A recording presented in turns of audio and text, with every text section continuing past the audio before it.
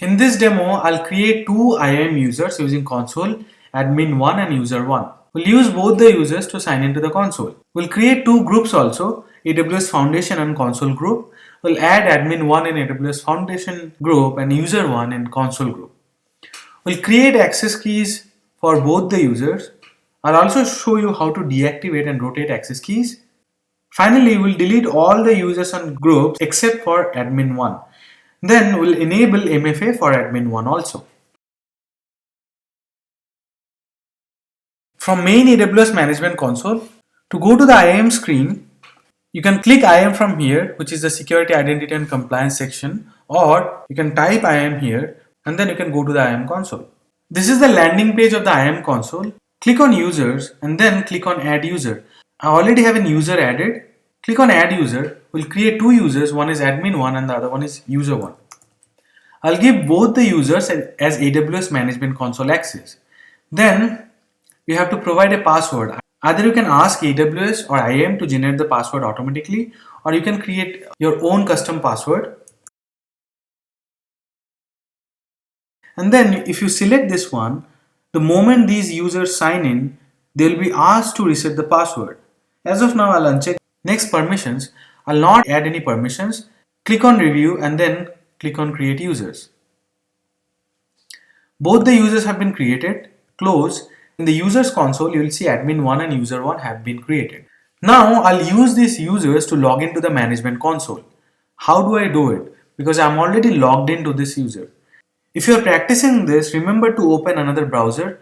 Do not open the console in the same browser. But the question is, how do I get the console URL?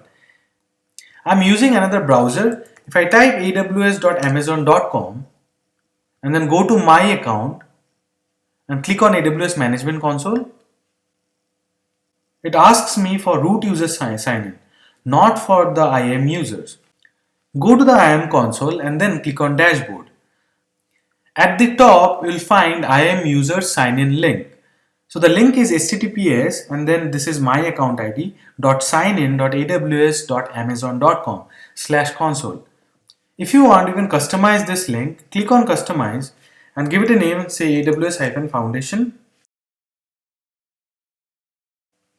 Then the link name would be changed. Instead of account number, it will show you the alias name. So copy this link and paste the link in the other browser. Now this time around, the screen is different. The first thing which it is showing you is the account ID or alias.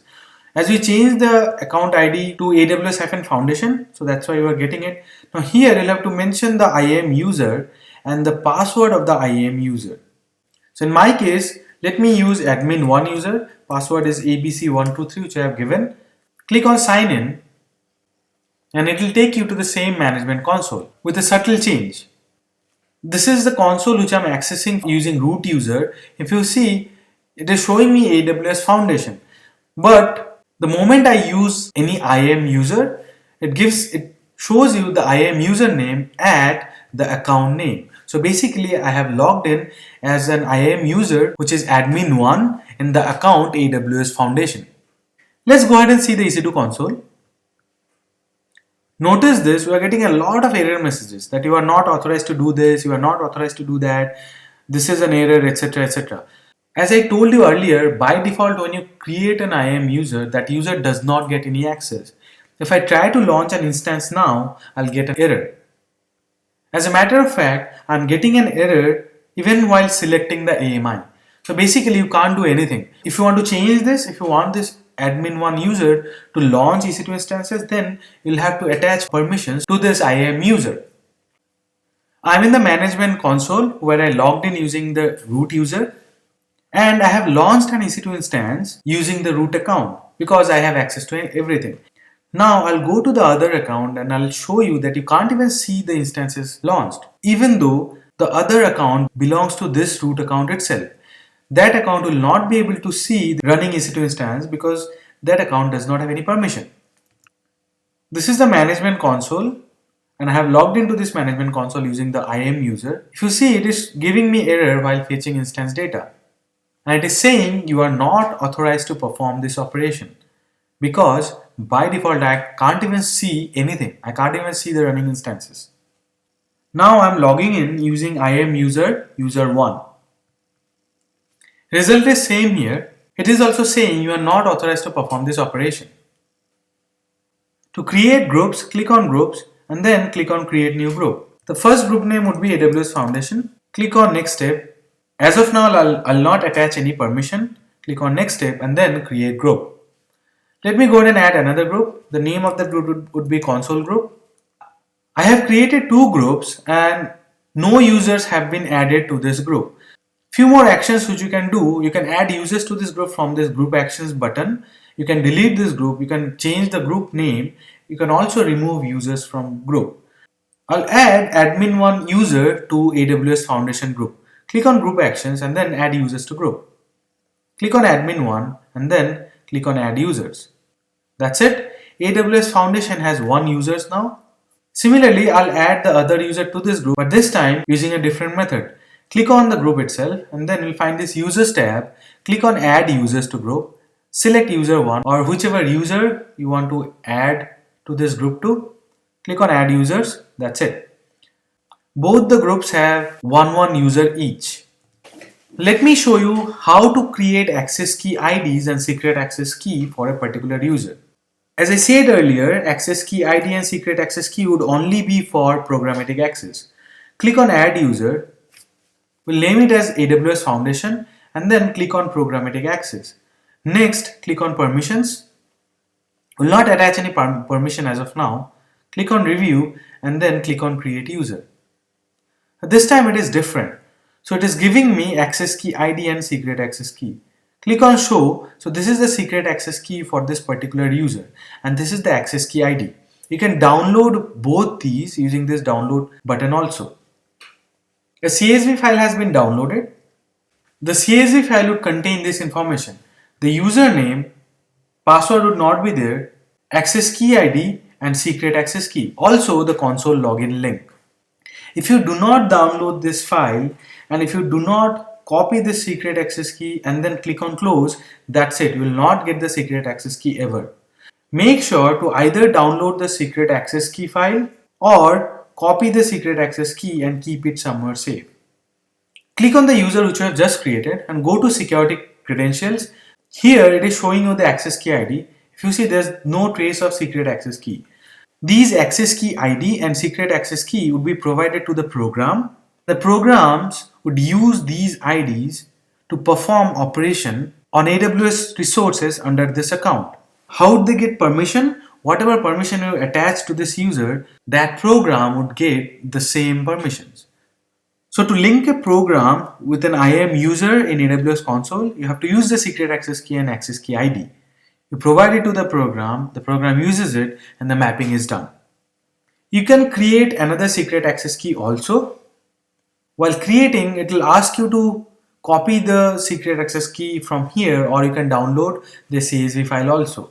At any point in time, you can only have 2 access keys. You cannot create any more access keys once you have created both. And you should keep only one access key active and the other one should always be inactive. Currently, this access key is active and this one is inactive. During rotation of access keys, make the current access key inactive and make the additional one as active. So the access keys have been rotated and you have to mention the same to the application programmers also so that they make changes in their programs. By clicking this cross, you can remove this access key or delete this access key. And then you can create one more access key. When you create the new one, make that one inactive. So the current one would be active. After some time, you can rotate these access key files. To enable MFA or multi-factor authentication for any of the users, you have to go to the user console, click on any of the users, click on security credentials, and then click on assigned MFA device. As of now, no MFA device has been assigned. Click on the pencil icon. It will give you 2 options, virtual MFA device or a hardware MFA device. I do not have any hardware MFA device. I'll use a virtual MFA device, which is nothing but a program running on my smartphone. I have downloaded Google Authenticator. That is for free. You can use Google Authenticator also. So select a virtual MFA device and then click on next step. So it is saying that you have to install AWS MFA compatible application. So Google Authenticator is AWS MFA compatible. I already have it installed in my smartphone. Then click on next step. You have to scan this QR code from your smartphone camera.